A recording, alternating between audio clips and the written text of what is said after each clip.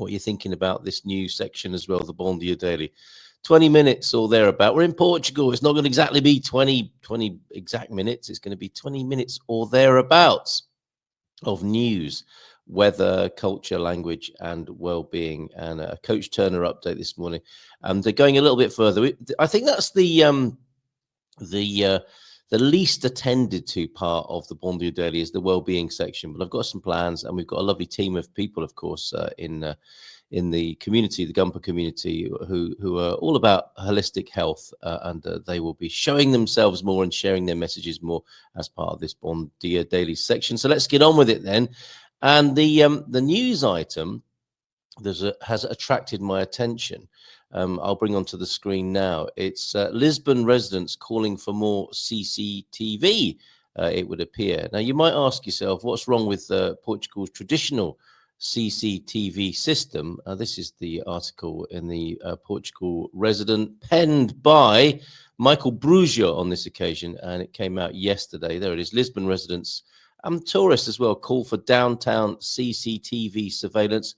And yeah, what's wrong with traditional forms of CCTV here in Portugal, such as Donna Maria looking out of the window and keeping an eye on what's going on, calling the GNR if necessary. Her just looking out the window is probably enough without calling the GNR.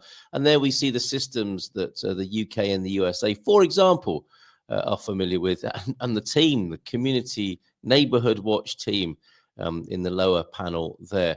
So let's see what they're saying, shall we, in Lisbon, or what the Lisboetas are asking for. This morning. How are you? Mrs. M was asking me this morning, when's it going to get warmer again? It's currently 8 degrees, and we'll have a deeper look at the weather in just a moment. How is it where you are? And enough, right? Enough of the cold weather already. Lisbon residents then and tourists call for downtown CCTV surveillance. Surging crime, sadly, in historic downtown area requires action, says a petition. Be interesting to see how many names are on this. A surge in crime in Lisbon's historic downtown Baía Pombalinha district has led to growing calls for more effective security measures, including increased CCTV video surveillance. What's wrong with more bobbies on the beat? The association for because does CCTV really work? I wonder. And how does it relate to Portugal's privacy laws as well? You're not allowed to have a camera on your dashboard, are you? Unless it was built in, as Nuno tells us. The Association for the Promotion of Lisbon's Downtown, the ADBP, has presented a petition signed by over 100 residents, traders, and visitors, urging action to address rising concerns over theft and insecurity. Now, I don't mean to play down their sense of insecurity or anxiety. That's a serious thing. The Baía Pombalina district is Lisbon's popular downtown area, named after the Marquis de Pombal, who led the country at the time of the 1755 earthquake in Lisbon. What would he was a bit of a tough guy, wasn't he, the old Marquis of Pombal? I think he would have had a pretty low tolerance of such behavior, bad behavior. And of course, he would have seen CCTV as a completely fantastical science fiction stuff. You can do what?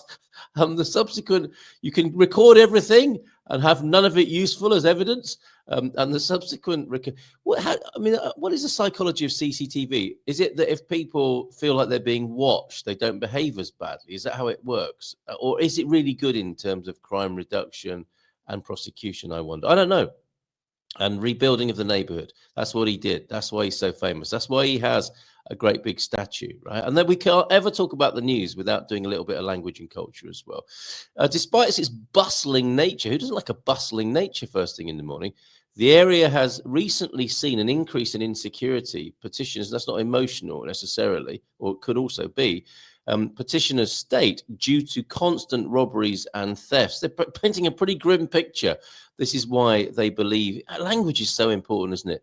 If you reported to Marquis de Pombal that there were constant robberies and thefts, you might imagine it just never stops. They have to sleep sometimes. This is why, unless they work in shifts. This is why they believe the installation of surveillance cameras monitored by the police, as well as the intensification of regular patrols by the authorities, is urgently needed. You. If there are some people awake and tuned in this morning, bon dia alegria to you, Gabby. Nice to see you. When's our next San Martino de Porto expat executive lunch happening? It's a bit slow to get back into some of the habits, aren't we, of the year of the calendar. And talking of which, given that it's the 16th of January, we're fast moving towards the Valentine's weekend here in San Martino de Porto, where we'll be having a bit of a karaoke, disco, and fun night at the Casa de Lem cocktail bar as well on the 15th. Bon dia, says Dan. This is one of the names we're seeing more of. Nice to see you, Dan. I was the first to give a thumbs up today. Yes, Dan Thompson. Wow, rapturous applause for you, my friend. João Ernesto here now as well. It's still a brr dia, Portugal, up there in the north of Portugal. I'm glad to hear of your results yesterday, which pushing us off in the right direction, right, John?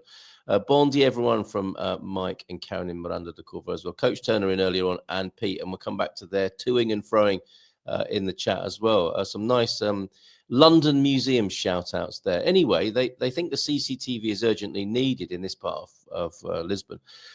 We will be going beyond Lisbon. That's another important bit of news. Katia Lima celebrated blog birthday yesterday. We'll come back to that. Vasco de Mello. Isn't it nice to be called Mello?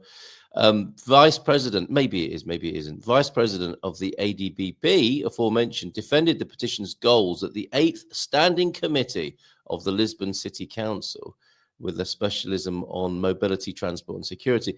While the petition only covers the area of Portas de Santo Antão, the vice president of the association believes the coverage area should be extended to Largo de São Domingos and Largo do Regador, areas where tourists are frequently targeted. Video surveillance in Lisbon has been a contentious issue for 2 decades. Why is that then? Often stalled by data protection concerns. And I personally would prefer to err on the side of that. Where some cities have just... Isn't London the most surveilled city in the world, and perhaps not the safest as a result? Or would it be much worse if it wasn't? However, advocates argue that cameras would not only deter crime, so it's the act of being watched, is it? It puts crime in other places where there aren't cameras, maybe, but also aid police in identifying offenders. There you go. But they could do that with their own eyes as well, could they not? If they were on the beat, as it were. I don't know if that's an expression that's used here in Portugal.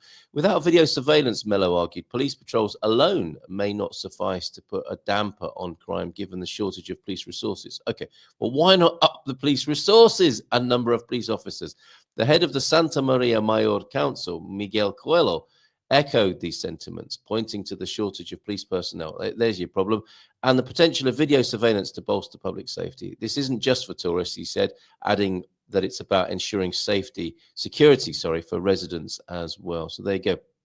Currently, the city operates 34 surveillance cameras, primarily in Bairro Alto and the Miradouro de Santa Catarina. The council plans to install an additional 99 cameras. Nice work if you can get it for the security companies by August 2025. That's a lot of new cameras, isn't it? And so many other people have got cameras as well. Shops have got cameras, have they not? People have got phones. I mean, there's no shortage of devices, is there? Caixa de Sodré, Campo de Cebolas, the Onion Field, isn't that lovely? Restauradores and Ribeira das Naus.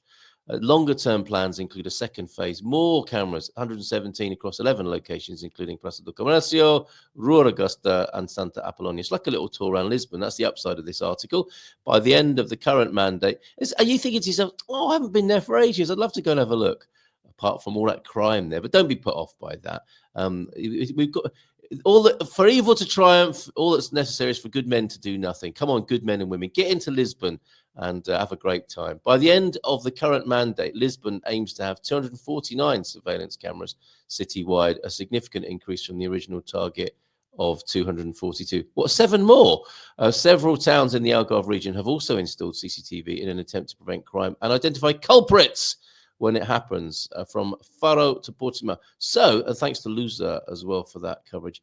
I wonder, we want to know what the impact is, and we're still, are we not, favouring the old-fashioned methods of Portuguese CCTV surveillance. Donna Maria looking out of her window, and her pals here in the neighborhood as well. Oh, did you see that? Did you see that? Right, you're watching the Bom Dia Daily, the first part of the Good Morning Portugal show each morning between Monday and Friday. Occasional specials, social on a Tuesday evening as well. And tonight I'll be working over at Expats Portugal with the EP gang, EPHQ, and it's a review of visas for 2025, which I'm looking forward to at 7:30. And then the town hall, the rebrand of the Dream Team session between 9 and 10. I'll do a little news roundup on that. Might talk a bit more about CCTV tonight over there, which might come as some comfort to people moving to the country. See you there, and also, yeah, I've just negotiated a 10% discount. If you're toying with the idea of rejoining Expats Portugal, so I know a few of you came that route. I've got a 10% discount for you off their memberships. I'll talk more about that a little bit later on. I was going to say a little bit later in the week. I haven't got much of it to go, have we? Friday tomorrow. Feel Good Wellbeing Friday tomorrow. And today, of course, we're talking to Veronica. Veronica, I was going to say she's back. She's not. She's in Morocco this morning. Looking forward to talking to her in Morocco. Mel's here, JMC as well. And the VNA. Is it free now? The price is right too. We'll come back to the VNA because that's where I used to go. I used to bunk off school in my school uniform and just go and hang out in the Natural History Museum. VNA was my favorite. And I was lucky enough to work in the Geological Museum as my first job, just over the road from the VNA. The Boiler House exhibition, it's a fabulous, really is a great museum over there. Let's bring onto the screen as well. It was the 12th birthday of Katia Lima's Beyond Lisbon blog yesterday, 12 years ago today. This was yesterday. I started Beyond Lisbon. All in all, the blog has always been a creative outlet for me. Oh, on the one hand, that is one of the main reasons why the whole influencer thing has never been interesting to me and why I never tried to reach a certain number of likes, shares, etc. Well done, Katia. I probably lost a few things because of that decision. Yes, but your integrity, your authenticity is intact, which can't always be said, can it, in this business of influencing? But I certainly kept my peace of mind. On the other hand, the blog opened up a professional pathway for me with ghostwriting and content writing, for which I'm forever grateful. A big thank you to everyone who subscribes and reads the blog, and to all those who have ever made a donation, of course. A big thank you to the haters. I can't believe she would have any haters. And let's have a look then. Tell you a bit more about it, and give you the link to the blog as well. In the chat, and yeah, bring it onto the screen. We can see if we can find out what her latest blog is all about. She's the one. I suggested to her that, having written about bidets, she might do a course on how to use them as well. Not to be too indelicate on this matter, but there it is, and I'll pop the link to the Katia Lima's blog in the chat as well. Let's pop that in there. Beyondlisbon.wordpress.com is where you need to go.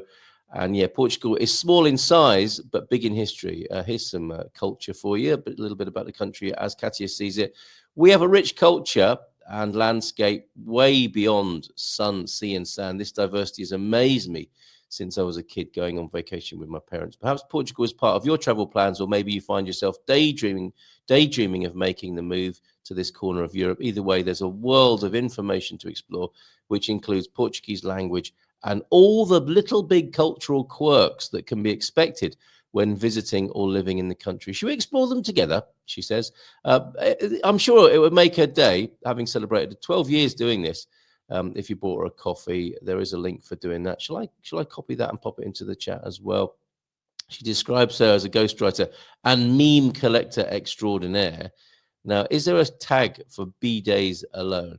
What shall I click on here and have a look at? Sintra. I think she lives over that way. For example, look, rooted in tradition, discovering the unique wines of Portugal's oldest cooperative winery, because we're living in a material world. The legend of the Peninha, the sanctuary of Peninha, hidden in plain sight, the wickedest man in the world, and the poet with multiple personalities. So there you go.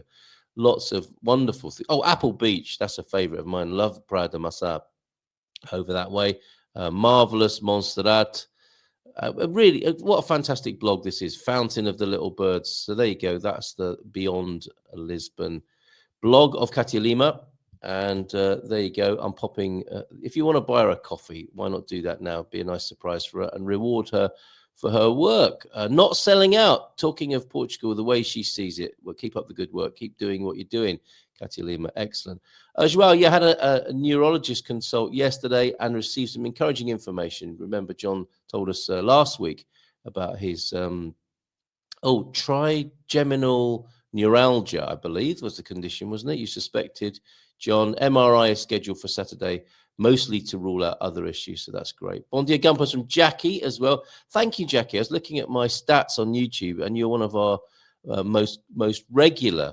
I was going to say most common. That wouldn't be very nice, would it? But you most commonly visit and regularly visit the YouTube channel and leave comments. And Steve Merwin, shout out to you as well, Steve, another regular contributor. Thank you very much. It all goes, don't think it goes unnoticed. I really appreciate the community dynamics here. If I don't always say so, this would be nothing without the Gumper community here. Good morning, Portugal. Veronica to join us soon. And Carl Hyde, of course, as well, at around past. Love the chemistry. A bit like with Raquel and Nuno on the screen yesterday. It's great to have them both on the screen. The yin and the yang of Lisbon and the Algarve. You choose which is which. Coach Turner as well. We'll play a little VT from him in just a moment.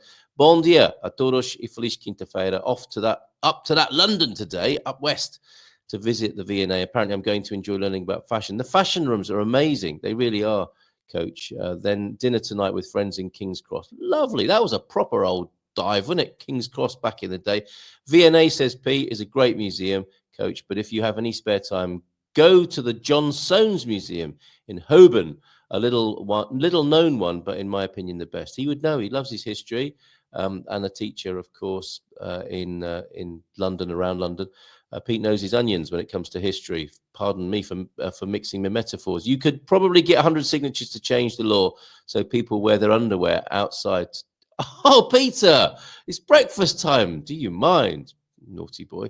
Good morning. It's a cold one, says Hugh. Yeah, I'll come back and do a little bit of the weather in a moment. Oh, wow. Thank you, Carl, for noticing. I love the channel. It really does teach me a lot, bring a lot of laughs and oozes love. Oh, I'm trying to get that a cream for that. Anyway, let's see what the coach has got to tell us this week. Over to you, Coach. Hola, Gumpers, and welcome to episode 2 of 2025's tips.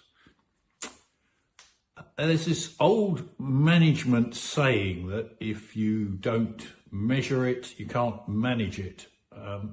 It's, of course, like all of these things, a bit of a misquote.